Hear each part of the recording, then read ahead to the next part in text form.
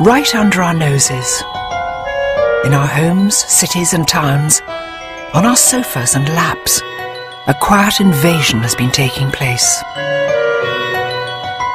The cat is now officially the most popular pet in the Western world. In Britain alone, it's reckoned there are 12 million cats. A vast, softly purring army, which it seems we are utterly powerless to resist. And yet, for thousands of years, no creature has divided us quite like this one. Are they regal, or simply cold and remote? Devoted pets, or as irrepressibly wild as their big cousins? How am I to capture the essence of this puzzling creature, one that so many adore, and so many others find deeply unsettling? To do that, I'm turning cat detective. Unravelling this feline enigma everywhere, from the magical tombs of ancient Egypt. How brilliant, it's all done by reflection. To a bizarre medieval cat festival in Belgium. From the cats who formed a Chicago rock band, to a cat in fancy dress. Must be so strange being slightly deaf inside a pink rabbit hat. I'll be tracking down the amazing big cats too, coming face to face with the lord of the Mayan jungle. All the strength and majesty of these creatures, you can't believe how beautiful they are. And armed to rasping tongue with the world's fastest cat. I'm trying to talk normally with my arm being licked by a cheetah. All to discover exactly why it is that cats divide us so much, and how one of nature's most efficient serial killers ended up as our favourite fireside companion. This is my journey into the world of the cat.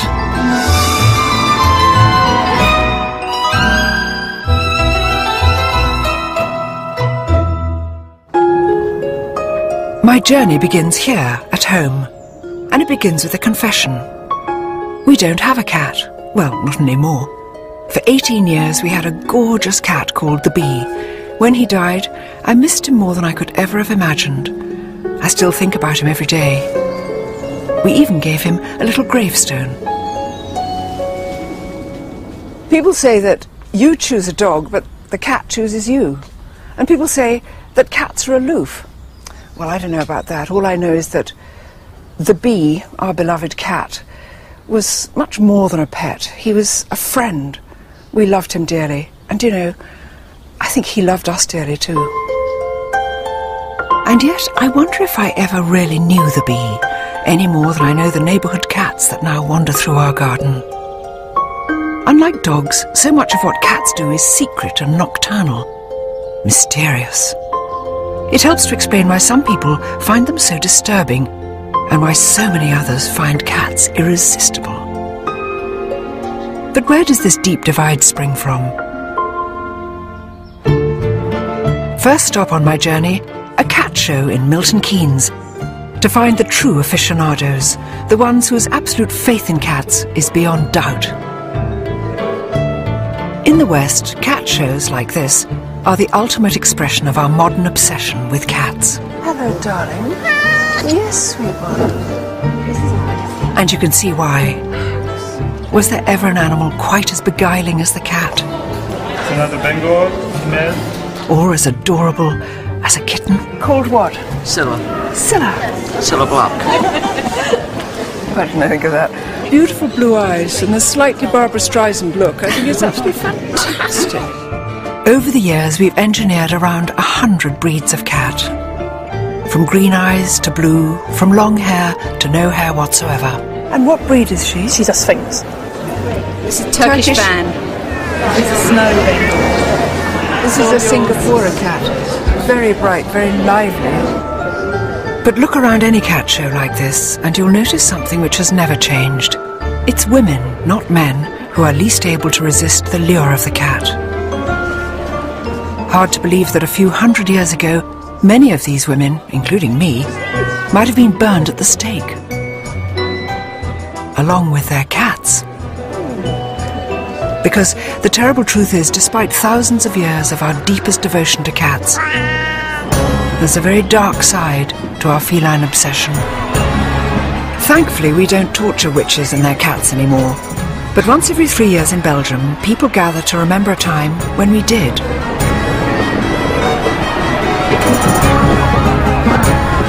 On a warm afternoon in the town of Ypres, their world-famous cat parade is now in full swing.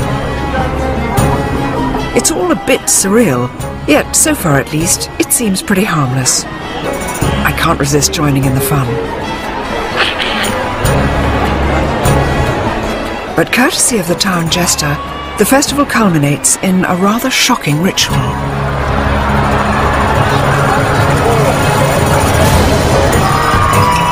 In Ypres 500 years ago, 9 lives wouldn't have been enough for even the sturdiest of cats. Europe had gone witch mad, and here in Belgium they took to slinging live witches' cats off the tops of high buildings. In fact, it wasn't until 1817 that this barbaric ritual was stopped. It's an unlikely thing to commemorate, but thankfully today the cats here are merely toys. It's so strange because even though this is a sort of carnival day and everybody's having such fun and they're only toy cats, a knife of fear and pain goes through me just to think that a short time ago they were throwing real live cats out of here simply because of the superstition that cats contained evil spirits. And it wasn't just the Belgians. In the Middle Ages, it was believed that Satan often took the form of a cat. And all over Europe, they were tortured and ritually killed in their thousands, often also burning alive the poor innocent women who owned them. Was there ever a creature which divided us so much? For 1,000 years we persecuted the cat as an agent of the devil, and yet nowadays we go all gooey over them in cat shows. For good or evil, we've long believed that cats have some sort of mysterious magical powers. But where on earth did that come from? Who owned the first cat? And when? And where? Egypt, the land of the pharaohs. It was here 3,500 years ago that wild African cats first shimmied and sashayed their way into human company.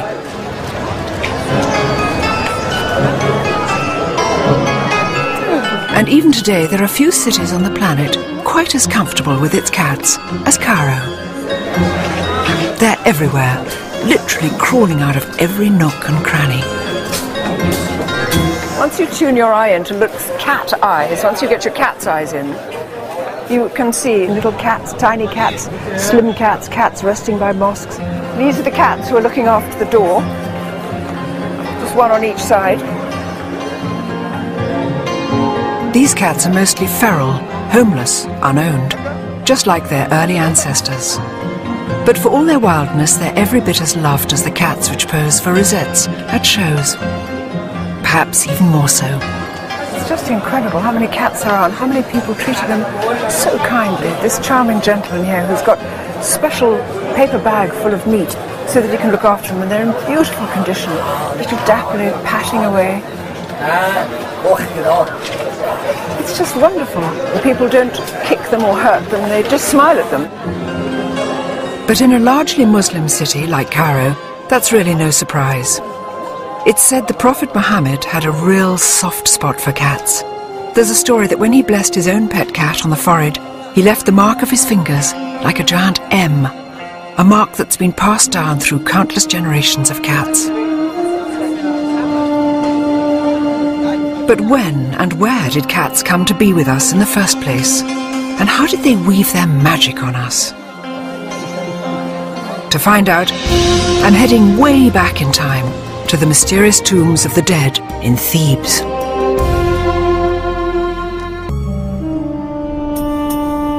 Before they came to live with us, cats foraged for their living in the blistering heat of the Sahara Desert. Hardly surprising then that the rise of human civilization by the Nile seemed like easier pickings. But the early Egyptian farmers got something out of it too. Grain silos attracted vermin. The vermin attracted hungry African wild cats. And before long, a rather remarkable relationship had been formed. A relationship first recorded in an extraordinary location.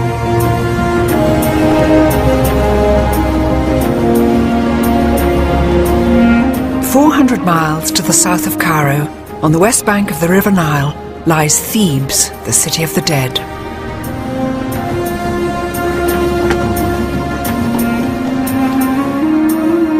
It's here that the ancient Egyptians buried their pharaohs and their aristocrats in lavish tombs. Salam alaikum.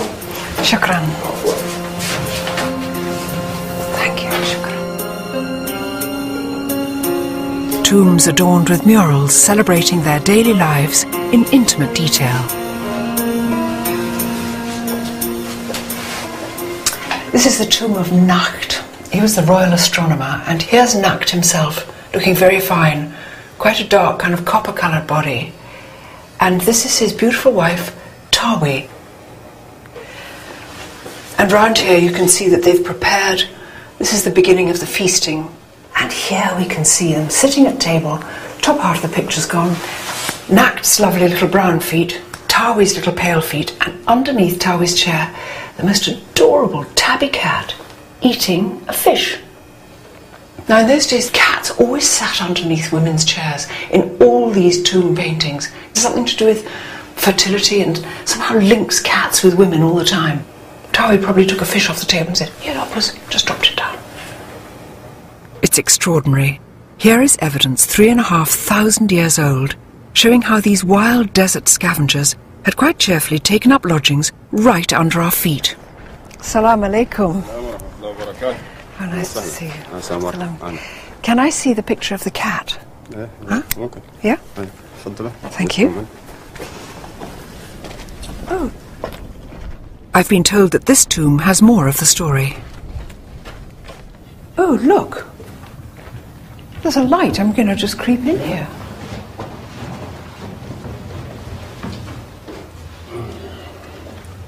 With a little mirror magic, all is revealed. How brilliant. It's all done by reflection. Look at this. So this is a hunting scene. Now there's birds all flying up, chaps throwing sticks at them. And here's a gorgeous little cat. There is a story that the Egyptians used to use cats, maybe to flush out the birds, but they used to take them hunting with them. They've also seemed to have taken their tame rat with them, I don't know. Sometimes, of course, I think cats just take it upon themselves to follow human beings, so they might have just gone on his own accord. But I suspect that these might have been hunting cats. Who knows? It's not difficult to connect the cats in these ancient murals with the cats in our own back gardens. Predatory, solitary, yet at the same time affectionate and gentle. And it's not that hard to understand what happened next either. Maybe it was the big eyes or the mesmerizing way cats move, but the Egyptians very quickly elevated the cat from beloved pet to divine god. A goddess, in fact, naturally. With both a serene face and a frightening face. A goddess whose cult would last over 2,000 years, longer so far than either Christianity or Islam. Today its worshippers are long gone, unless you count the ladies at cat shows. But here in the Egyptian Museum in Cairo, I can still see the evidence of this mighty feline goddess with two faces. This is the lioness goddess Sekhmet, and she is sort of the scarier side of cat divinities. And she's supposed to be powerful, she protects women, and she of course brings warfare and plague, if she so chooses. And she's got a Uraeus snake on her forehead. So that could kill? Yes, that would sort of be a don't mess with me kind of thing. Yes. And right now she's wearing his nice sheath dress and sitting down and being beautiful, but of course the implicit in it is because she is a lioness, she can strike out and kill. And does she have an alter ego? Yes, her alter ego is much nicer and calmer, sort of the cat goddess in a tamer way, and that's Bastet. Bastet, the cat goddess. Statuesque, sublime, the quintessential cat. Bastet was the symbol of love and beauty and music and basically self-indulgence, as you would expect from a cat. So this is the kind of goddess a lot of people would be having in their house shrines. But look at these ones up here. These are just exquisite. They're fabulous. They're terribly lifelike. I've seen cats looking just like that. Do you like cats? I do like cats. I'm allergic to them, but I like them. In ancient Egypt, pet cats were adored. Whenever one died, the entire family would shave their heads in mourning. But not all cats were pets. There were other cats, bred to be offered to Bastet in the hope of earning her blessing. Unfortunately, to do that, they had to be dead. When they went to the temple of Bastet, they made offerings of mummified cats. And the idea was that because a cat was taking the message, the god would pay much more attention to it. And were these tame cats or cats around the temple? How did they get the cats for the mumming? They probably bred them in catteries, and you would have just thousands and thousands of cats there. We have x-rayed them, so you get a sense of what's inside. And it's really quite surprising. Look at that. What is a bit awful about this particular one is the neck has been broken because they couldn't always wait for cats to die. So we have some cat mummies where their heads have been bashed in or they're being strangled. Little cat. That one's an interesting one because... oh my God, what is it? Well, you can see it's a jumble. When they didn't have enough cats, they would just gather up a few bones and mummify that and make it look beautiful, like a cat should be. So that's... Extraordinary thing. This is sort of cat hamburger, if that doesn't sound too frightful. Do you know what I mean? It's sort of just sort of chopped up and made into a shape. That's very accurate, though, and it certainly looks that way. What's the Egyptian word for cat? Meow. It really is. It sounds familiar, doesn't it? The cat with two faces. Cats as angels and cats as demons. Egypt is the home of the original prototype cat, the Mao, and whatever shape or pattern your pet cat is, it's descended from this ancient line of stripy tabby. In Egypt, the land where cats first walked amongst us, there are many who love them, but there are also others who are out to destroy them. Although in some countries Maos can fetch well over £1,000 a kitten, here in Cairo they still run wild in the streets. Unfortunately, some government officials think the only way to control them is by shooting and poisoning them. From a house in the Cairo suburbs, Maged Abdelrazek is on a mission to rescue them. Oh, now look, this must be one of the newest arrivals. Yes, this is our newest guest, Ida. Ida, how old is she? Yes, I do. She's about 7 weeks old. Ida. 7 weeks old? Yes. And she was found? She was found by a lady when she was about 5 days old, and I had to take care of her. You did this yourself? You fed her, what, with a little pen dropper? Yes, like about 6 or 7 times a day. Well, she's triumphant. She's quite got a little fat tummy. She's overfed now. But tell me, what makes a Mao cat? The Mao cats are the only naturally spotted cats. With striped legs? Yes, that's right. Yes, so they're half a leopard and half a tiger? Yes, it's a little tiger. You can take her home. Little You want to adopt Ida. her? I do, like anything. I hope the Egyptian government finds a better way to look after these beautiful Mao cats. After all, this was the land where we first welcomed and then worshipped this strange, paradoxical creature.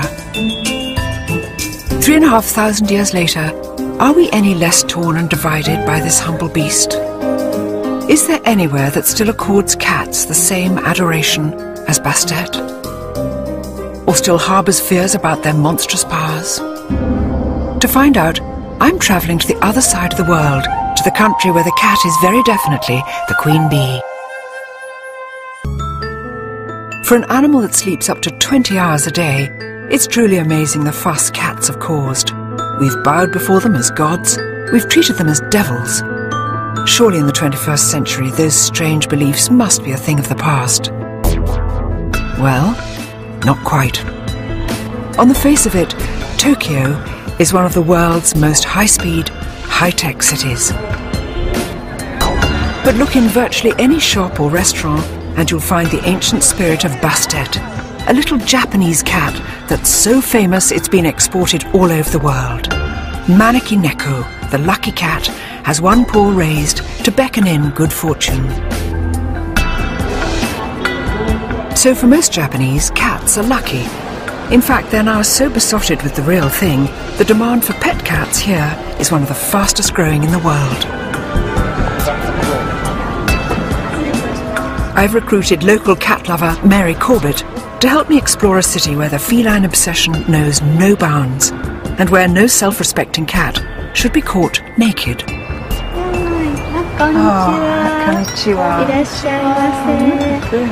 For the very best in feline haute couture, the Stella McCartney to Tokyo's finest cats, look no further than Takako Iwasa. Takako, look at this. Most cats in most places look overdressed wearing a collar and a bell, but not here. Welcome. For Takako the cat tailor, cats aren't just lucky, they're the objects of adoration. Takako, where do you get your inspiration from now for making, for instance, I see some extraordinary things. I see little cows' heads here and kind of frogs. わからないんですけど、この右方向の上の宇宙からインスピレーションがやってくるんですよ。 She's not sure, but she received something on the right side of her brain and it seems to come from outer space. May we see some of your beautiful clothes on a cat? Whoa! This handsome, rather long-suffering Scottish foldier is Kotaro, clothes hanger for all Takako's boy cat costumes. Yay! Oh, you look fine, darling. You look quite unlike a cat. He's taken his hat off. Like Tom Kitten, he doesn't have to take his clothes off. One of her most popular outfits is a frog. Good cat. Oh, darling, good cat. God, he's turning into a mouse now. I wonder what this can do to a cat. Frog. Mouse cat. Oh, you look beautiful. We must never laugh at them, but look how fine he looks. He looks so beautiful. 似合うでしょ? But who can resist a smile when the lovely Prin, short for princess, models her tiara? ちゃんと頭に乗せてくれるんです。 Yeah, she doesn't know another cat that can wear a crown No. without securing it in place. I never knew a cat would tolerate clothes. And I think Prin is remarkable, don't you think? Yes. Tranquil and very beautiful. Good girl. Must be so strange being slightly deaf inside a pink rabbit hat. It's hard to imagine the wild street cats of Cairo dressed like this. And yet in both cities, cats are revered like nowhere else. Lucky Cat, Maneki Neko, like a modern Bastet, is everywhere, bringing blessings to the Japanese. And if you look closely, you'll notice a distinct similarity with another strangely familiar cat. Oh, look, Mary, Hello Kitty. Everybody knows Hello Kitty, and she's been chosen as the new poster girl for Visit Japan campaign. Oh, look, little kitty like this, with its own little kitty bag. And Maneki Kitty? Maneki Kitty, with the good luck. Yes, giving you the good luck. Fishy Kitty. Oh, Strange, though. beanbag? Beanbags? Beanbag. Yes. Oh, look, in a kimono kitty. Gosh, it's everywhere, isn't it? And look at all these up here. Hello Kitty, everything. Just toys and little purses, exercise books, pencils, pots, things, stuff, earrings, dangly bits. For children of all ages. The strange thing is, something's going wrong with me because I really want this stuff now. I've actually got quite a lot of thousands of... And Hello Kitty's just the beginning. Thanks to the Lucky Cat, Maneki Neko, Japan is filled with the positive energy of cuddly, happy pussycat characters. Cat toys, cat robots, cat cartoons. And is he based on Maneki Neko? Yes, I understand he was inspired by the Maneki Neko, so he brings good fortune. But much as it looks like a cartoon character, the real Maneki Neko is not a toy. Its roots are powerful and old, the stuff of samurai lords and storms. And it's a story which starts here in a quiet little Tokyo suburb, setting for the serene and entirely unexpected Zen Buddhist temple of Gotokuchi.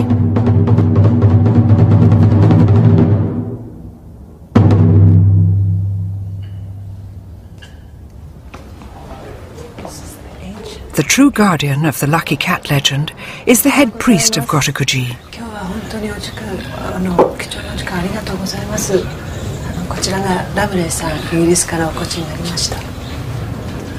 In the grounds of the temple is a little shrine dedicated exclusively to Maneki Neko.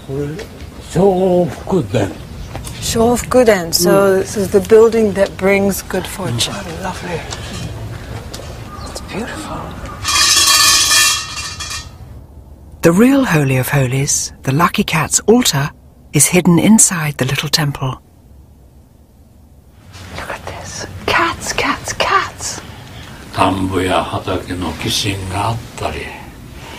The head priest explains how the legend first began. Over 350 years ago, this was an impoverished, very poor temple, and there was just one monk here, and he shared what little food he had with this cat. And he said to the cat, well, one day I know you will bring us great fortune.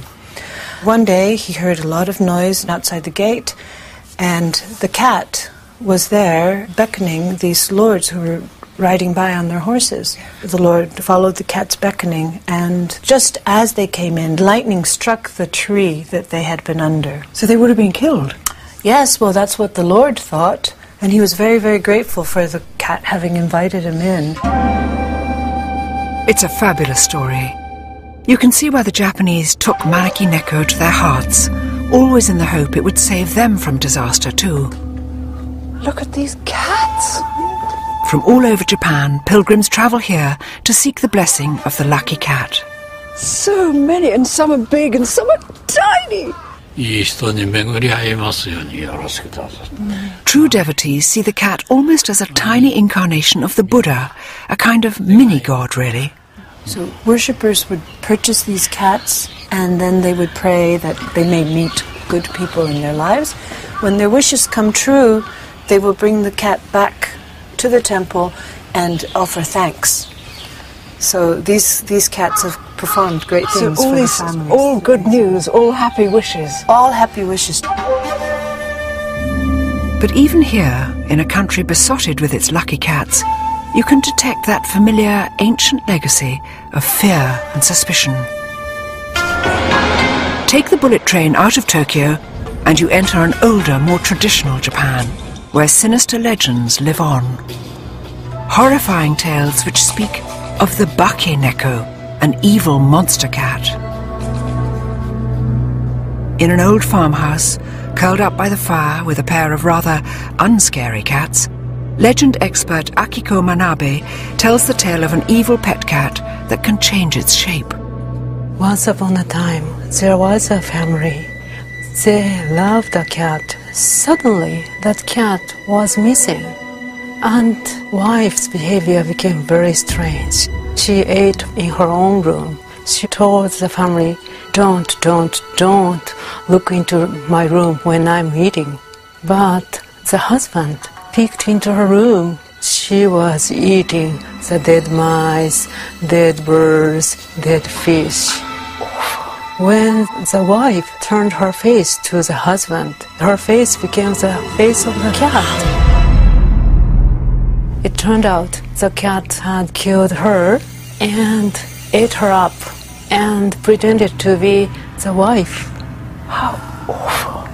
Can you imagine being that husband looking through and it's like, and it looks like a cat. And you think it's your wife and it's got a cat face. Right. Is it always women? Cats turn into women? Most of the cases are women, because the people think women are more cruel than men. Catty. Yeah.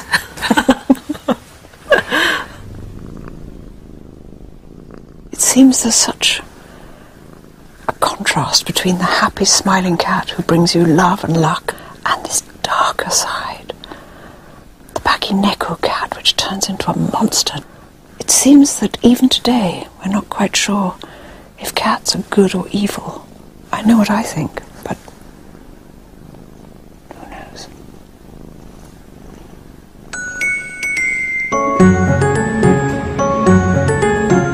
Back in the West today, cats are so spoiled, it's easy to forget what a rotten time they've had of it in the past, and what ridiculous superstitions we've linked to them. We all all know about witches' cats and black cats crossing your path, but that's just the beginning.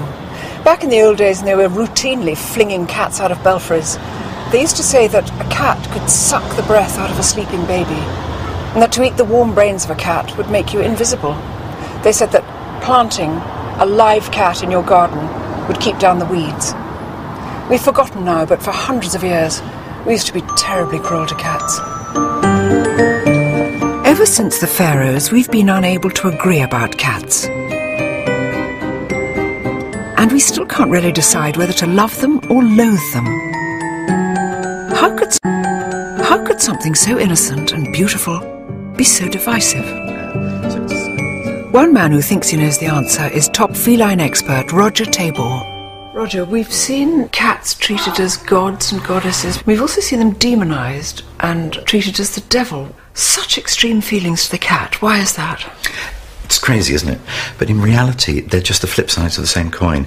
We recognise that there is something strange about them, and at the same time, you recognise they've deified it. It's always the otherworldliness. And what is the otherworldliness about the cat? Yes. Well, when you look at them, you've got a package. It's a nocturnal, lone hunter. When you're dealing with an animal which is not a pack animal, then you're dealing with an animal that doesn't like being told what to do. With the dog, you are either the boss or you are bossed. But with the cat, it thinks it through for itself. It's much more independent. So we've always been a bit wary, a bit distant. We understand that they are somehow other, somehow wild, somehow strange. The solitary hunter lurking within. The irrepressibly wild feline heart. Is that why we find cats both inspiring and perplexing? If it's true, then my challenge now is to meet the full force of that wild side, face to face. Hidden deep in the jungles of Central America lives the ultimate mysterious solitary feline. Just like the cats of Egypt, Europe and Japan, the mighty jaguar both transfixed and terrified an ancient civilization. Unfortunately, this great cat is paying the ultimate price for our fear. Rollover Labradors and rollover Cocker Spaniels. In the 21st century, the cat is the new top dog. Globally, there are now over 200 million of them living in our homes. And yet, on this journey, I've learned just how deeply cats divide us. It seems it's their solitary nature which is to blame. But is this the same spirit our cats still share with their wild cousins? The Mayan jungle in the heart of Central America is home to the world's most elusive big cat, the ultimate solitary hunter. Centuries before the arrival of the domestic cat, the Mayans worshipped the jaguar with the self-same mixture of fear and adoration. But actually finding one is a serious challenge. If anyone can help me, it's Mexico's top jaguar conservationist, Gerardo Ceballos. Before we begin scouring the jungle for this mysterious beast, Gerardo's brought me to an ancient ruined city to get a bird's eye view of the enormity of our task. So this is one of the largest ones. Look at that. Gerardo, it's immense. It's a huge area. It's probably the second largest in the Mayan world. Calakmul, once a metropolis of 50,000 people, flourished for over 500 years. By 900 AD, this civilization had collapsed, and with it the cult of the jaguar, as the Mayans abandoned their cities for good. So, Gerardo, tell me about the cultural connection between the Mayan people and the jaguar. Well, in Mayan mythology, jaguars were very powerful spirit living in the forest that could cause you damage. On the one hand, may hate the jaguar because it's killing their cattle and their goats, but on the other hand, they really respect it. It's a mixture of like a mystical respect, but also a lot of fear to the jaguar. They must have been extraordinarily elusive to see, because somebody said that seeing a jaguar is like seeing vapor, like a mist. You're staring at it, exactly. And you don't know if you're seeing a jaguar. Respect and fear. It sounds so familiar. That same ancient response to the cat, mirrored here with America's top jungle predator. Wow! Look at this. Very impressive.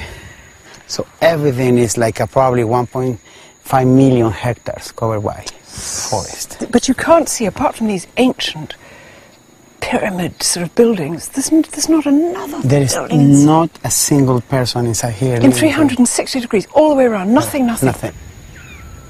It's dense forest now, but 1,000 years ago the Mayans destroyed their own way of life by greedily chopping down the precious trees they needed to sustain life. God, this must have been strange, a treeless metropolis. Exactly. When the Mayas collapsed, it was more on a local or regional impact. Then a lot of the species, like the jaguar, they were able to move to other areas where there were forests and survive. What is happening today is that we're destroying all the forests, you know. So the jaguar is in danger and it may disappear. Yeah. If we cut it down now, they've got nowhere to go. Exactly. I'll do whatever it takes to look one of these big cats in the eye, to see if I recognize the wild heart that beats inside every domestic cat, even if it means getting up at 3 in the morning. We know less about the jaguar than about almost any of the other big cats, and that's because they're so hard to see, and they're so very shy. But this morning we're going to have a very good shot at finding one. We've got a bunch of dogs and a bunch of men here to see if we get lucky. Gerardo and his team are on a mission to find and study as many wild jaguar as possible, and hopefully figure out why these great cats are dwindling so dangerously in number. Do the dogs get excited before we go? Yeah. They want to go. They want to go. Early morning before the sun rises is generally when jaguars are most active and easiest to spot. And even here, nothing beats a dog when it comes to running down cats. They're being tied by the chains into the back of the van so they don't all jump out. They're peaceful and sweet and waggy and they just look so friendly. But I think that'll all change once we get onto the scent. Timing is everything. There are just a few weeks every year at the height of the dry season when conditions are good for finding jaguar. Too much rain and the jungle gets too flooded for tracking. Well, the daylight's up now, so what do you think? Yeah, well, it's still very cloudy, so it's good. It's overcast, and by being overcast, yeah, it helps us to work longer time during the day because we don't have the pressure of the sun on the dogs, on the people, and on the jaguar. So right now it's perfect. That's it. At a remote river crossing, Gerardo decides it's time to begin tracking on foot. We're going to look around here, yeah, for the scent, okay? Okay. To see if we can pick it up. Okay. Perfecto. Uno. I think this is good because I heard that jaguars like to hunt near water. And amazingly, jaguars quite like swimming. Of all the big cats, jaguars and sometimes tigers, but jaguars are most fond of the water, which is unlike any domestic cat. Hates getting wet. Excelente, excelente. Vale, mi cuau. And yet in so many other ways, jaguars and domestic cats, in fact all 38 members of the cat family, are incredibly alike.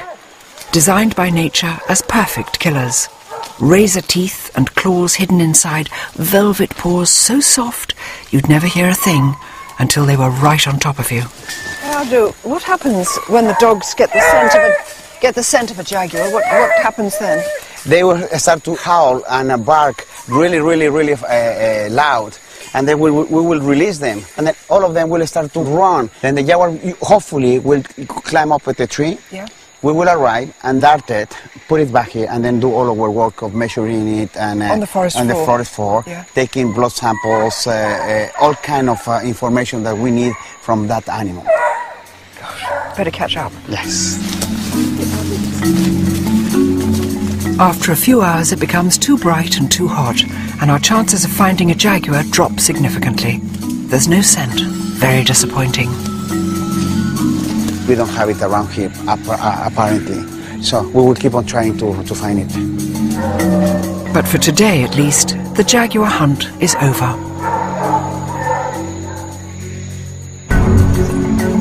Next morning, we're up again at the crack of dawn, followed by several hours tracking through the forest. But still, nothing.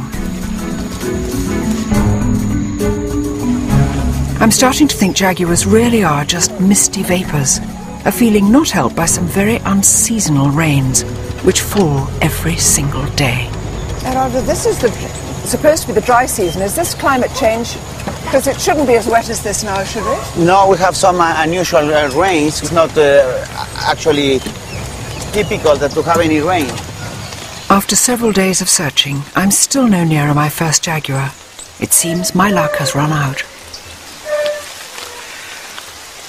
I just can't believe it. This is supposed to be the dry season and it's turned out to be the rainiest of rainy seasons. And we've been going out with the dogs and tracking and waiting and looking and doing every possible thing you can think of. Didn't appear, not one sign, not one sniff. So we're just going to have to call it a day. Feels strangely like England. It's Mexico.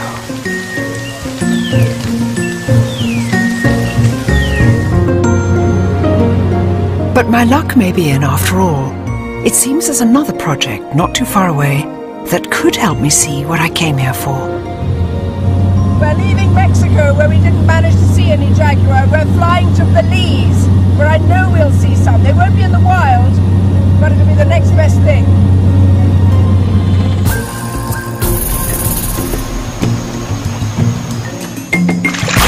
A 100 miles as the parrot flies, in another part of the same Mayan jungle, is Bowden Creek Ecological Preserve.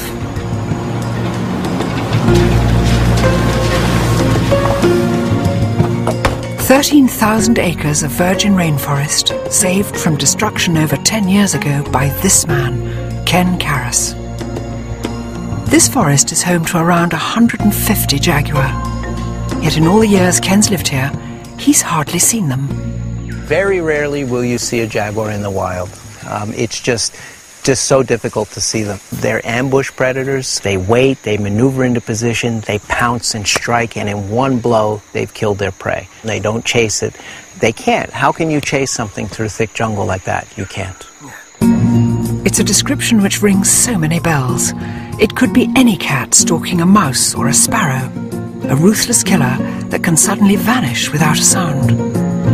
No wonder the ancient Americans saw the jaguar as a magical creature.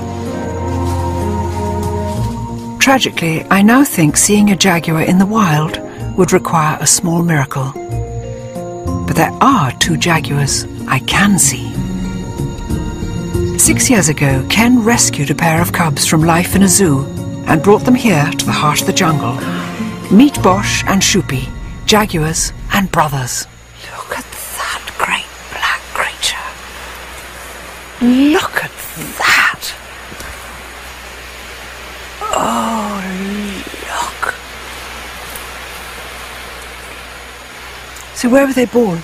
They were part of a captive breeding program, and instead of going to a typical zoo in Mexico, we decided to bring them here to help with getting people to understand conflicts with jaguars in the area.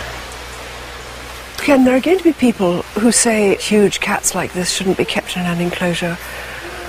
Well, they can't go into the wild, can they? No, you know, they would not be able to survive. They don't know how to hunt.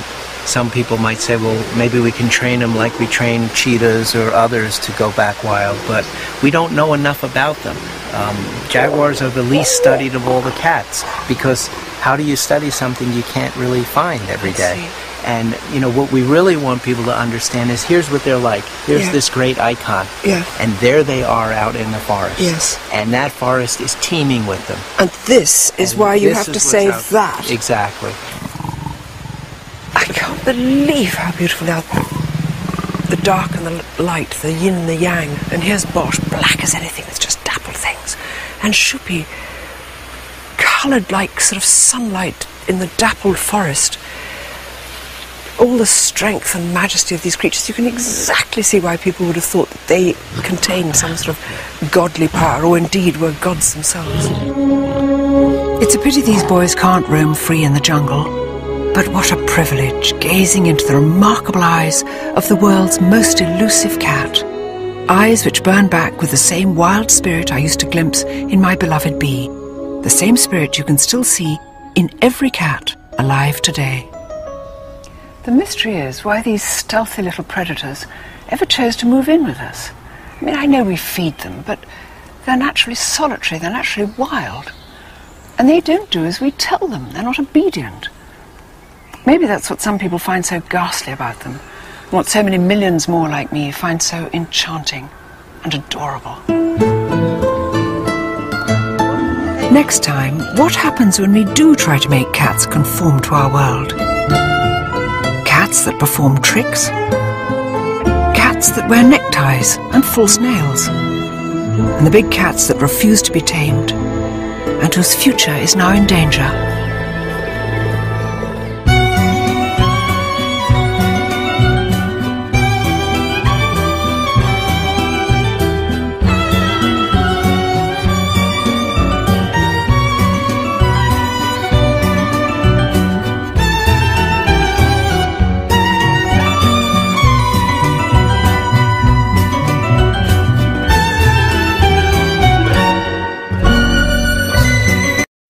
There are more pet cats in the world than ever before. Sensual, cute, enigmatic, stealthy. Every one of them working its wild and ancient magic on our senses. And yet, as I've already found on this journey, cats still perplex and divide us. My quest to understand them has already taken me from a mysterious Egyptian tomb to a breathtaking encounter with the lord of the Mayan jungle. I've learned that inside every cat lurks the same wild hunter spirit, and that's despite nearly 4,000 years in our company. But sadly, man is notoriously bad at leaving nature alone. And so I now want to know what we have done to the cat to mould it to our way of life, and whether our meddling with nature has gone too far. It's a question which will take me from a close encounter with the tongue of a cheetah. No, we aren't. That lovely raspy tongue. To the cats who formed a rock band. From the woman who knows how to talk to them. Yeah, when he is all done, we won't even know what to do with them. She's just starting to speak in cat language. To the tragedy of a leopard locked in a cupboard. She put him in a closet, and that's where he lived all day long. I mean, how he survived that, I don't know. I want to discover whether all is well with one of nature's most enduring partnerships. Between cat and man, or, of course, woman.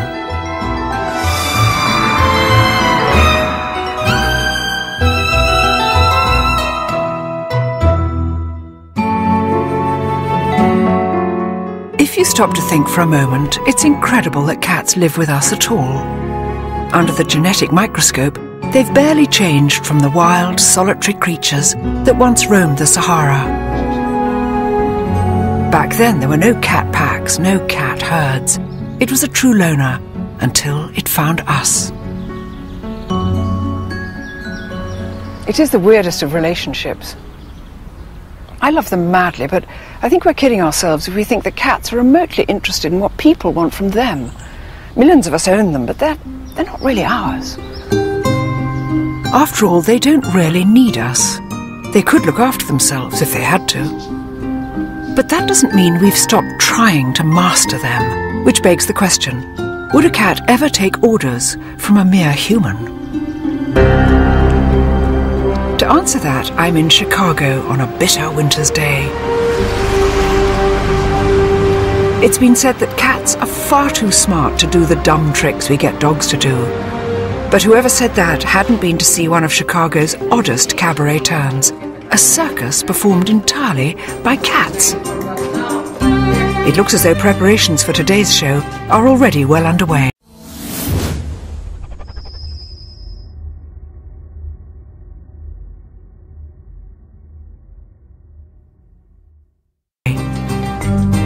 For the record, I usually have little time for performing animals, any more than I have for zoos or wild animals in captivity. But a cat circus intrigues me.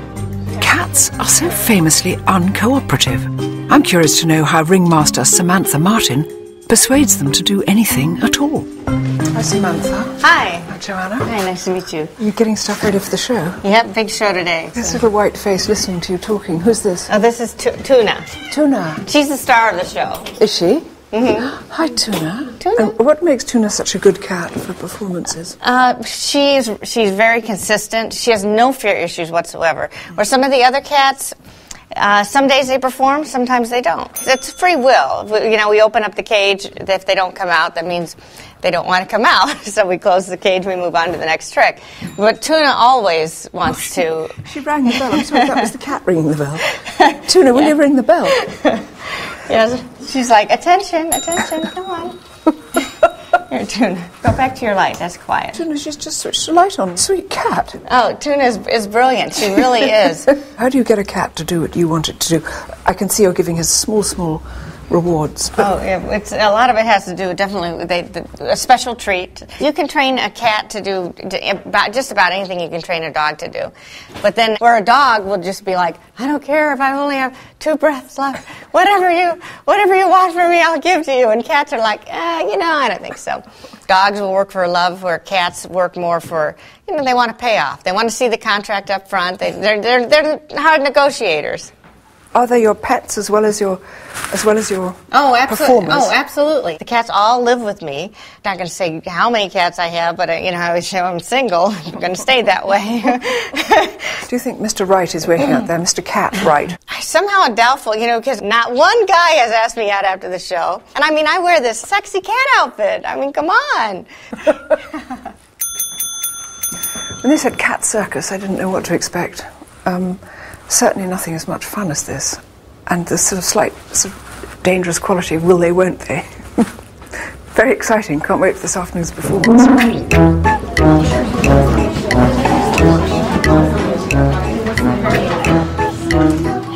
Does it matter that your average cat won't fetch a stick or catch a ball? No, of course not. To me, this is much more impressive. Because cats only do the things they want to. And that, in my eyes, is what makes them truly smart. Even so, Tuna and the gang doing tricks is great for a cold Chicago afternoon. But surely cats, compared with dogs, are a bit useless. After all, nobody ever saw a cat bring down an armed robber or guide a blind person across the street. So what do cats do for us? Well, we now know that cats do have an extraordinary power to help those in need. And all they have to be is themselves. I'm back in England at Manchester's Seashell Trust School for children with severe disabilities. There you go. You hold him. Most of the time, these children struggle to communicate with the world around them. But when a cat enters the room, they blossom. This is the sweetest little cat because it's just sitting here very, very gently. Here we are, Gabrielle. Yes, you're lovely. Yes, you're lovely. Mio is a pat cat. That's Pets as Therapy. In Britain, there are now over 100 therapy cats like Mio, and the number's growing all the time. That is sweet, sweet cat. And the cat is very, very gentle, very peaceful, this ragdoll. He's obviously used to it. And you can feel lovely thrumming purr of this creature through here. Yes, he's purring, yes, he's purring. Look, there you go, Jamie. You got the cat? And you can see the enjoyment. The faces light up when they have the animals in. He tends to snuggle in. It's amazing. Most of the animals just know that they're dealing with children that have got special needs, and they adapt to the situation really nicely. And also there's some children that won't communicate with people so well and will talk to a cat because they're non-judgmental. And also for people who don't want to be touched, it's nice for them to touch something as soft and comforting as a cat. Yes, and to be sat on. I always feel thrilled when a cat comes and sits on my lap.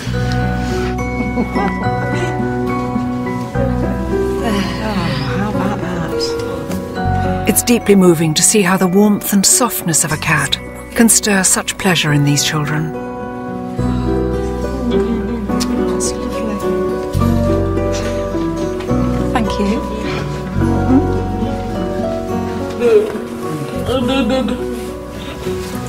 She's busy watching the good boy.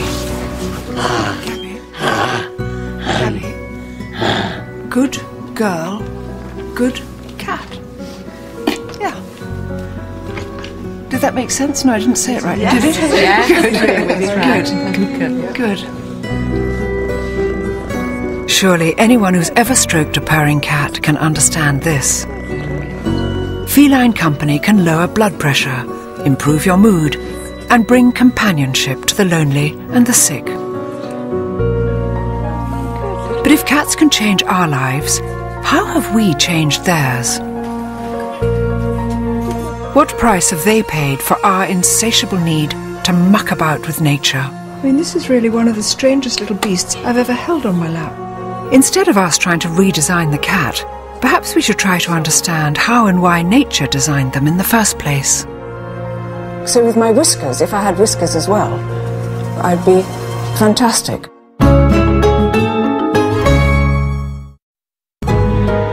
Cats, our favourite 21st century companions. But keeping a cat as personal stress buster is quite a recent thing. For thousands of years, we used them almost exclusively for one job, and one job only: pest controller. And for that, they were supremely designed by nature as one of the world's most efficient killing machines. What is it that makes a cat a triumph of evolutionary engineering? That's something I can now literally see for myself, thanks to the pioneering work of scientist Alvaro Casanelli and his peculiar invention, a cat's whiskers headset. Alvaro, will you explain this extraordinary headpiece? Well, it's a mask that gives you the ability to sense the space around you, like having cat whiskers. Of course, you don't see them because they are made of light and motor vibrators. So when something gets close to you, it starts vibrating. The closer you get, the more vibrate. Should we put it on? Yeah, that's right. It looks a bit Hannibal Lecter, but yeah, I like the look. It's to be used in the dark, so nobody will see you. Perfect. That's okay. It looks beautiful. So now I will just switch on the motors.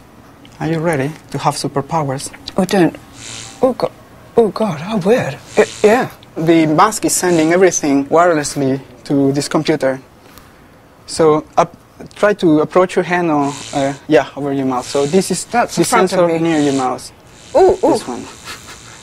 How can I try it out? Well, we will try that on the corridor. A cat's whiskers are the most incredible bits of kit. They're so sensitive to tiny air currents and electrical fields, the cat can sense objects even without touching them, and in total darkness. Now, I'm going to find out what that feels like. Just here. This is a very strange feeling. So now you have to walk in front of you till the end of the corridor. Yeah. Okay. So first whiskers on, and then let me switch the light off. Tell me when the light's off. They are off now. Back in the lab, Alvaro monitors my every move. I can't see a thing. I can feel the buzzing. Right. And I mustn't use my hands. The temptation, of course, is to use your hands. Oh, I can feel something very close to me there. So away from that, away from that. That's a big thing there. I get away from that. Something there. Nothing here.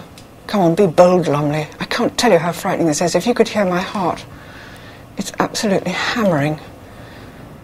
At last it's lights on, and not a moment too soon. You get lost. You don't know where's your direction, where you're You don't know if for.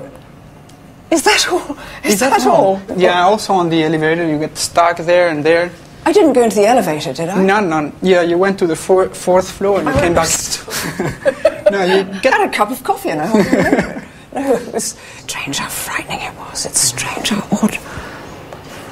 I've got a long way to go to be a cat. Of course, when it's stalking a bird or a mouse, a cat has plenty more weapons at its disposal, not least of which is an incredible sense of sight. From just tiny slits in the day to massive moon eyes at night, your pet cat is a whopping 6 times more sensitive to light than you are. And with the addition of a natty pair of light-intensifying goggles, now I will be too. Too many things to adjust. Okay. So it should be, tell me how it feels. That feels... The line of sight. Yeah. That's good. Okay, so I will probably switch the light off and we'll see. Oh, I see the light's on. Oh, yeah. wow. So it was too easy. What about now? Oh, now I can't move. I don't see anything. Okay, but I can. So, okay, now this is me walking with cat's eyes as opposed to cat's whiskers. I have no sense of distance, but here I come. Look, not touching the trees. That's not bad, is it?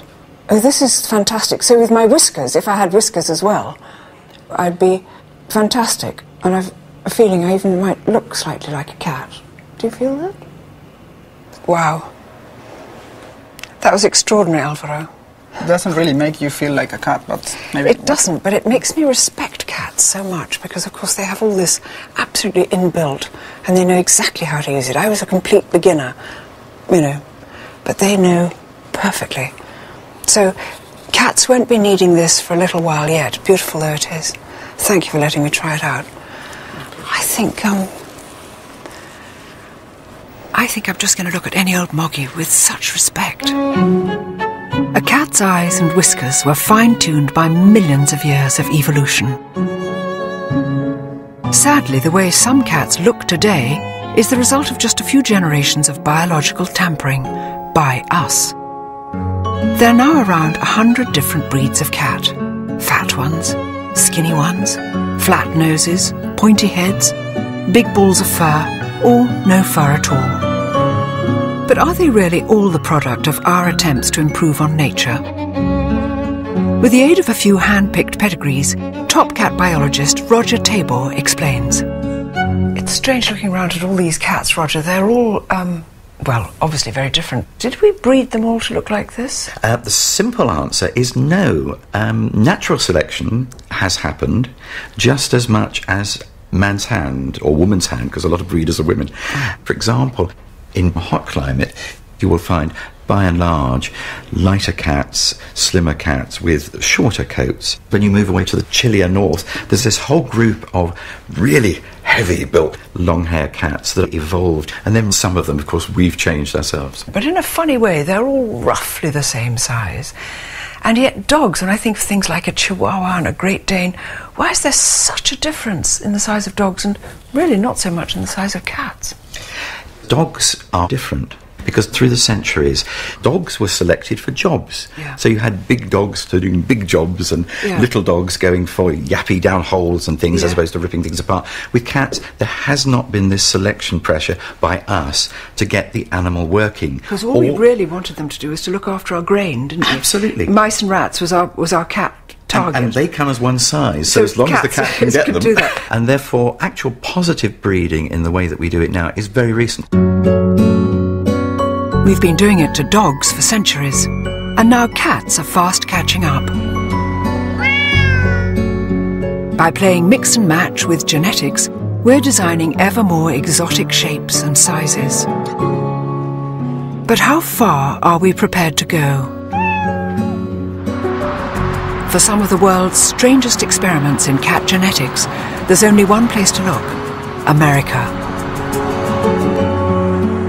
I'm heading for an encounter with a munchkin. That's a cat. In fact, it's the feline equivalent of a dachshund. And it's earned breeder Terry Harris a nickname in the world of pedigree cats. Meet the Munchkin Queen. So the first munchkin, as far as you know, was a natural development in the cat. It was just a cat which happened to have short legs. Is that right? That's correct. It's a naturally occurring spontaneous mutation. Yeah. The gene that is responsible for the dwarfism shortens only the long bones in the leg. It would be like from your elbow on down.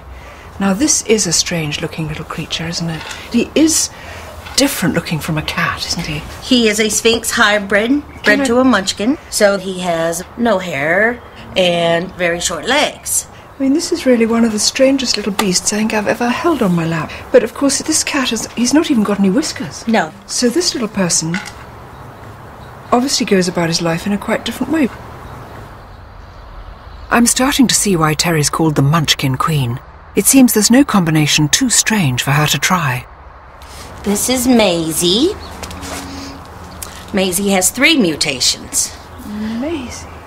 She has the folded ear gene from the Scottish Fold. Yes. She has the dwarfing gene from the Munchkin. Yes. And she has this wonderful curly coat from the La Perm cat. Yes. Look, even her whiskers are munchkined. Little one, look at you, Maisie. Can I hold you, baby? Look at those little ears. This is such a little sweet cat. Little sweet cat. Now, Terry, a lot of people would say, but cats are so beautiful in their original cat shape. Why would you want to make them have short legs? Well, I am a neophile, which means that I like things that are very different and non-traditional. I just think that they're just adorable. They're comical. They come in all different colors, short hair, long hair. And just from the moment that I saw one, I just had to have it. But this mutation doesn't bring about any kind of illness, does it? No, they don't have any limitations other than perhaps the distance that they can jump. Now, I'm a short woman. I can't jump as far as a tall woman. But we jump, nonetheless. Is it right? Do you think you're playing God? If I felt that I was doing something wrong, I would not do it. No. I think that as long as the cats are healthy and happy, there might be a little something for everybody. I do worry that we're taking things too far. If this is the Dachshund cat, what on earth comes next? A Chihuahua cat? A Great Dane cat? Is nature's work so unsatisfactory that we must constantly meddle with it? Next stop, the cat being made to look like a lion. Handsome man. Hi, Romy. And the lion someone wanted to behave like a cat. Just living in a basement. Living in the basement. People are extraordinary.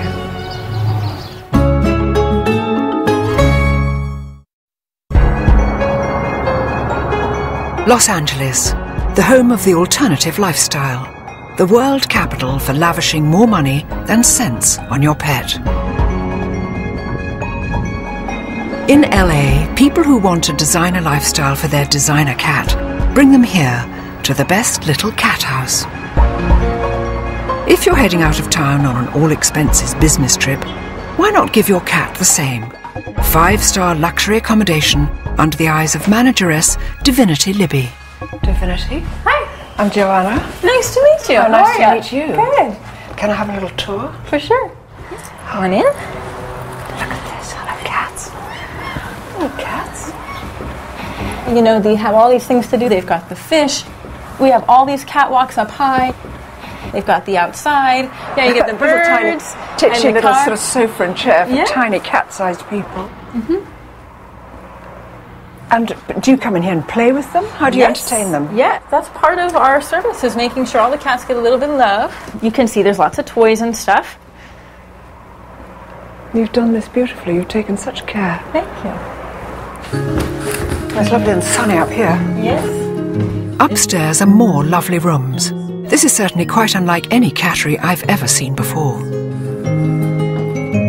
I only hope these cats appreciate all this finery as much as their owners do. What is this up here? This looks like a camera. Yes, that is a live cat cam. So wherever you are in the world, if you miss your cat, you can log on and see what they're doing. You can control the cam from, Spain. Divinity also offers first-class feline grooming, and she's about to show me LA's latest and hottest haircut for hip cats. This is Romy. Hi, Romy. And You're Romy's beautiful. a Himalayan. So we're going to do Romy today in a lion clip. And he's going to be such a handsome man when he is all done. We won't even know what to do with him. She's just starting to speak in cat language. Gosh, I wonder if I had such a beautiful cat, Divinity, I wouldn't have a clipping on this. Would you? I think that coat looks absolutely sublime. Personally, if it was my cat, I would leave him like this. But some people, they're highly, highly allergic to their cats, and that's the only way they can tolerate living with them. Maybe they shouldn't have cats if they can't cope with them. Oh, man. If Romy could speak, I'm sure he wouldn't be begging to have his handsome coat shorn off. So there's your little lion tail coming out, yeah?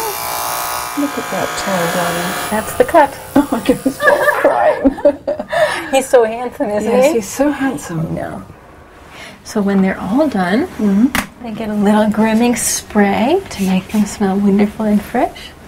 And the boys get a little bow tie, and the girls get a little bow.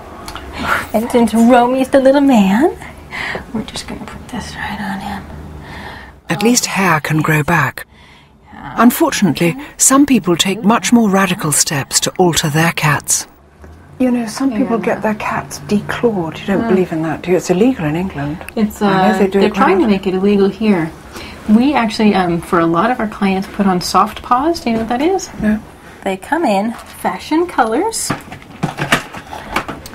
So this would just slip on like that, and you glue it on. And you glue it on? Mm-hmm. Just a drop of glue in the bottom. Then it doesn't. It doesn't scratch. Right. Do you think we've gone mad?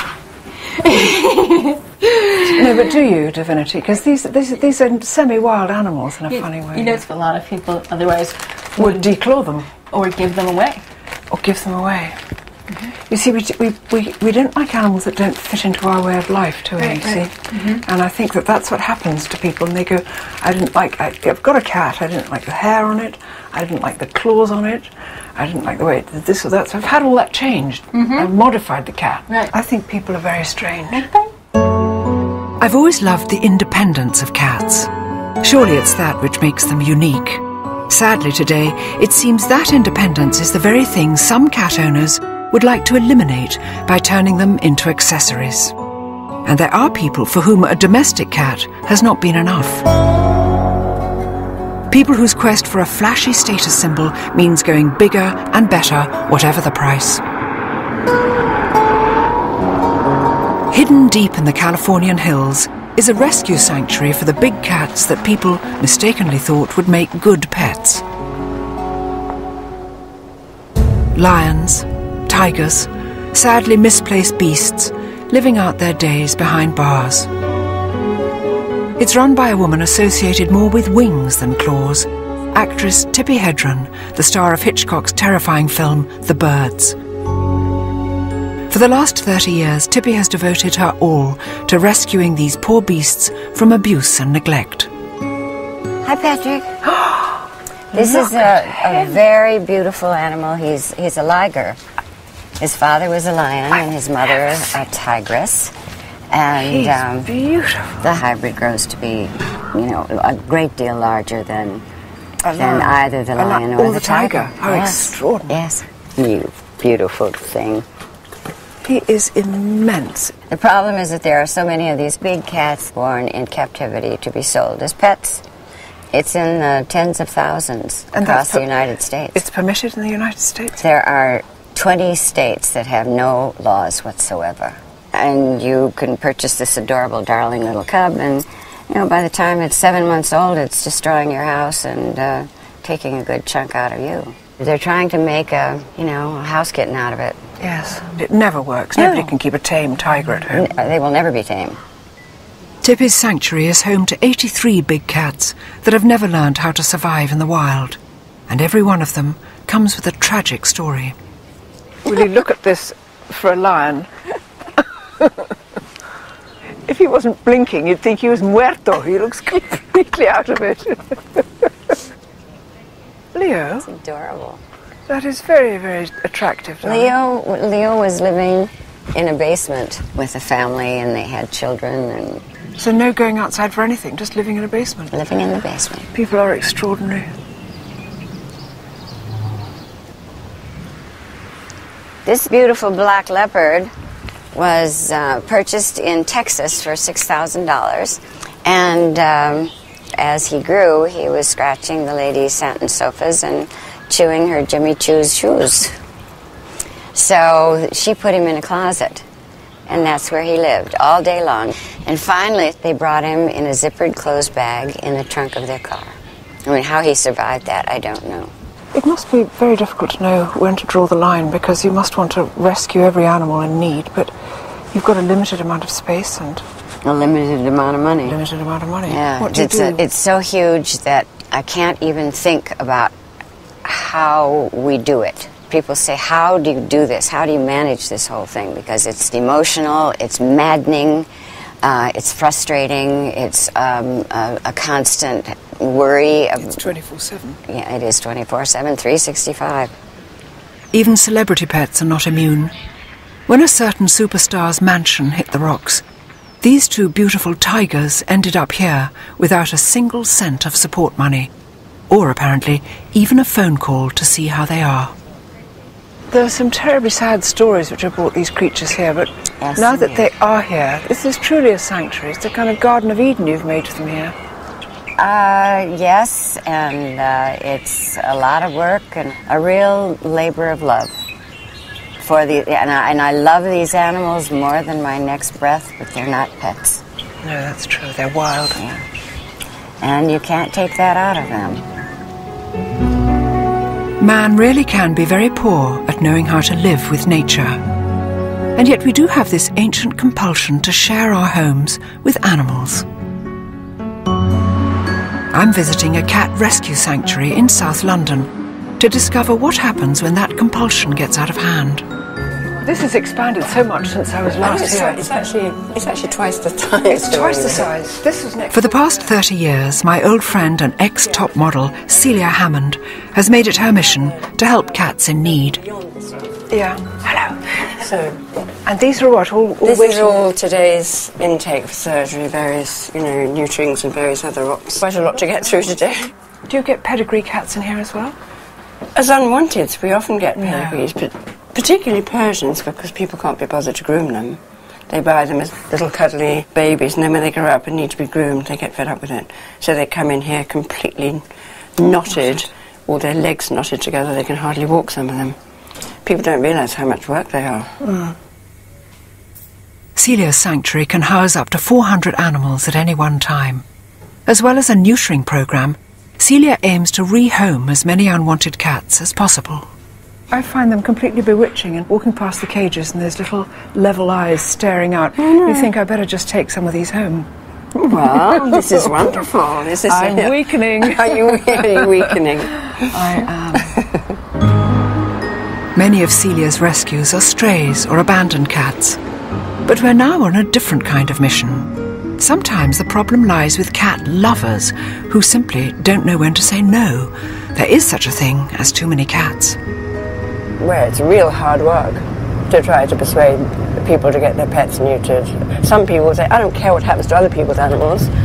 All I know is I want my cat to have kittens. But they're making the situation worse when there's so many animals being put to sleep every day. How can it be right to bring more into the world when there's no homes for what's here already?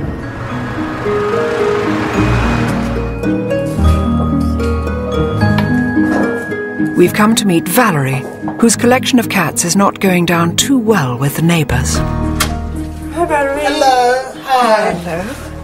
Hi, Valerie. How are you? How nice to see you. Oh, look, you've got a little person here. Yes. It's so cute, this one. Called what? Oh, I'm giving it a name. You haven't got names. No, it's a baby. Oh, come in. Valerie now has 21 cats crammed into her tiny flat. At the moment, they all look clean and well fed. But without some drastic measures, soon she won't be able to keep up. Look. Cats galore. Hello, kittens. Hello, cats. And are they mostly related to each other? Yeah. They're all one big family. One big happy family. But Valerie, look, you absolutely love cats, don't you? When did you fall in love with cats? Can you remember? I love cats from when I was a little girl, really, But I started off with one cat.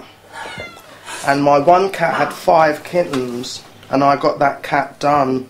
But the kittens now, I didn't know how young they had start off with having kittens. And it's accumulated, you see. This is like that thing of when I was going to St Ives, I met a man with 7 wives. 7 wives had 7 cats, or 7 cats had 7 kits. And suddenly it just goes out and out On and doesn't on, yeah, but I'm having no more kittens now. I can't afford them. They eat a lot. So what are you going to do? You're going to get them neutered? Yeah, I will be getting them neutered. I've got 2 neutered already. Was it 3? But Celia's very helpful in that section there. We're going to get them all done, Valerie, aren't we? Yeah, need to get them all done. It makes I sense, can't take doesn't no. Yeah, they eat more than me. What I feel do they- sorry for myself in the supermarket when I look. It's all cat food. I hope people don't think it's for me. I think Valerie simply hadn't realised how quickly the numbers would explode. But for some people, and strangely enough it's nearly always women, compulsive cat hoarding is now a real and recognised clinical condition. What's happening? They're canoodling down here. They're not muted yet, and they're canoodling. Canoodling. Stop it. Valerie, I think we've got to stop the canoodling eventually, haven't we? Because Yes, too much canoodling too and you'll much suddenly have canoodling. 4,000 No, I'll be cats. slim. I won't be eating anything. With 2 more of Valerie's cats off to be neutered, hopefully this particular cat family will stop spiralling out of control. It's all right, darling. We've been seduced by the cat, by the untamed heart it shares with its big cousins. It's a privilege to live side by side with them, but with that comes responsibility. And that's true whether they sleep on our sofas or simply walk on our land. Next stop, the ultimate wild cat country, Namibia, This is just staggering. It must have been like this since time began. where I'm about to come face to face with a cat we're in danger of wiping off the face of this earth. I hope you like flies. I don't mind flies.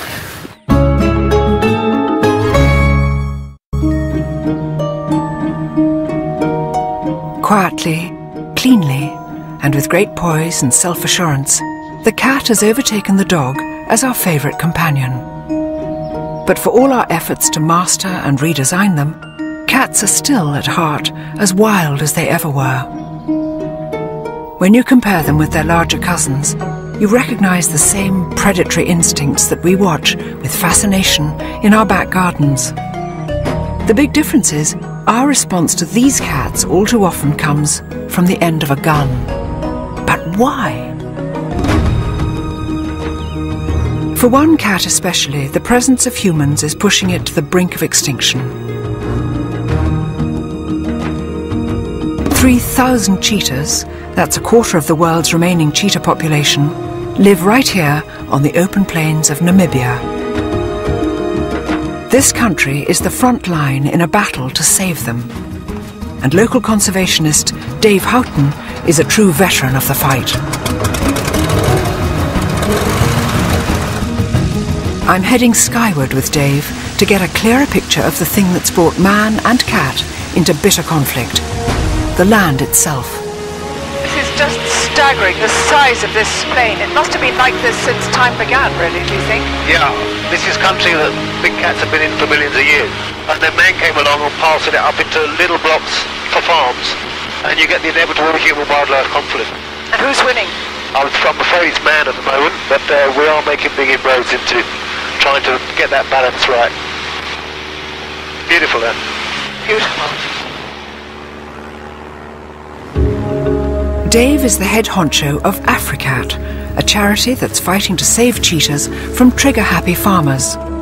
Rather than shooting or poisoning a predatory cat, farmers can call Dave to trap it and bring it here, to Africat's 10,000 acres of protected bush.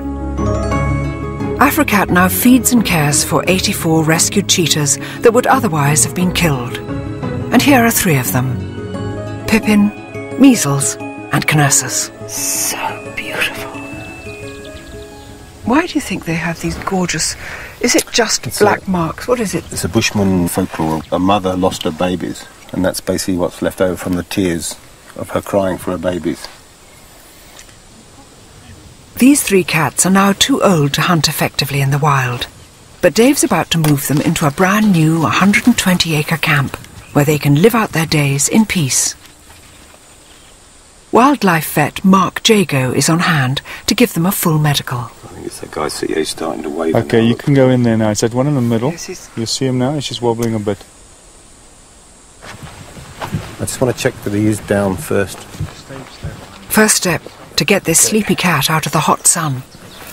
If I get the front... Yes. Let me just pull him out a bit because there's a thorn bush there. Yeah.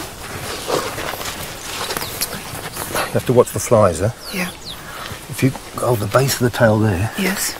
And then put your other hand underneath, under here. Under here? Yeah. Yeah. Okay. Yeah.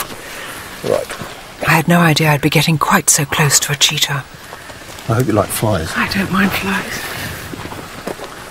This is fantastic.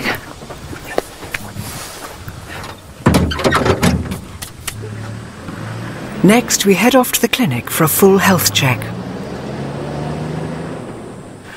We're going to start here with the eyes. Check the eyes out, make sure there's no injury, anything like that. And you can see how the pupils are incredibly clear. 100%. Right. To make myself useful, I've agreed to some heavy-duty grooming. I thought I knew how to detangle cat fur, but this is different. Golly, some of these are pretty much in, aren't they? Yeah. What do? You scrag them out? You No, walk no, like no, a butcher. Like that. Oh, I see. It's funny how quickly you feel completely at home. You think I'm just combing a cheetah's tail here, just scragging out the dead flies and the burrs. I've only ever seen these things on film, you know. I think respect is the first word that comes to mind for these creatures, isn't it?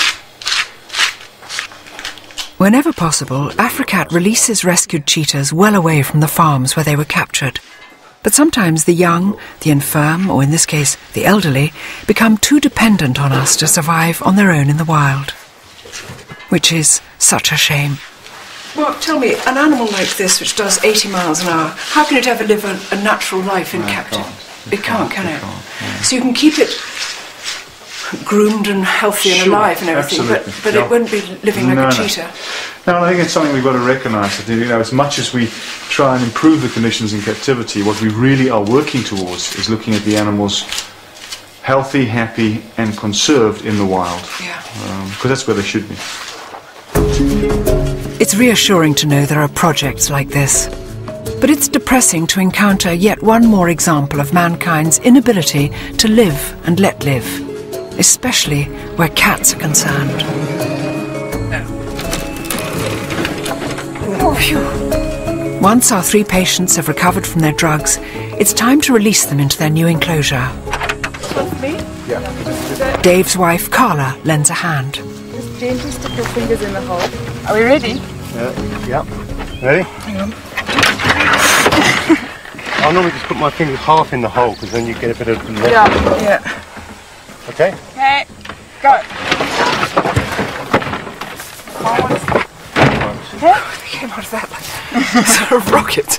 It's kind of quite frightening because as you put your fingers just there, there's this sort of excited head comes banging up, and without being too sort of scaredy cat, you sort of think, I don't want to lose the fingers.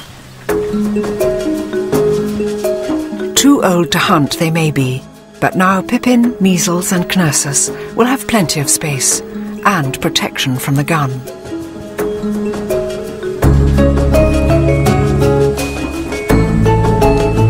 In another Africat enclosure, I'm waiting for Dave and Carla, who've promised me a special treat. God, look at that. That's wonderful thick purring sound. Hello, darling. Come on, you can go lay in the, sit in the shade. Come on. Pugsley and Gomez, rescued as tiny cubs when their mother was killed by a farmer. There was no choice but to rear these 2 stunning creatures by hand, which has made them pretty much as tame as a cheetah is ever likely to be. There's my boy. Yes. There's a good boy. Look at your eyes. They're huge, aren't they? Where's my boy? No, we are. They're lovely raspy too.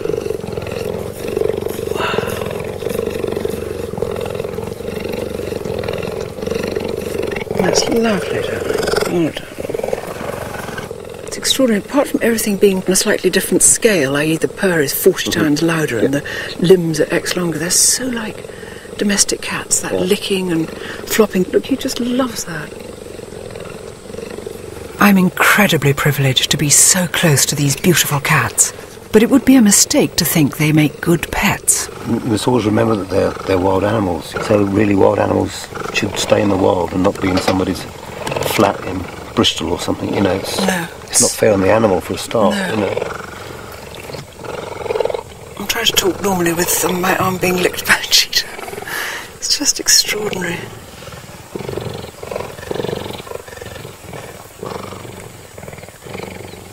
It's so good of them to come and... well, there we are. Just like a cat. But to do that graceful thing of welcoming a stranger was very nice. I've seen and held and been licked by so many cats on this journey. This cat is so much bigger, but in a way it's no different from any of them. The throbbing purr, soft fur, needle-sharp teeth, the faraway look in the eyes, and the calm that comes from the presence of something so free and untamed, just like our cats back home.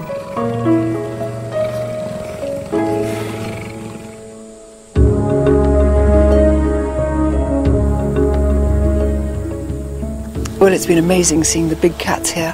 Utterly, utterly thrilling. And it just seems to me that we seem to have made our peace with domestic cats. They've come down out of the wild and we know exactly how to live with them. We love them dearly and they love us. We haven't quite managed that with the wild cats. With the big cats, we've got to do that to conserve them. After all this was theirs before it was ours. So we've got to learn how to share it, I think. Hopefully the Namibian cheetahs will survive. Their domestic cousins, meanwhile, are in no such danger. What a fascinating journey in their company.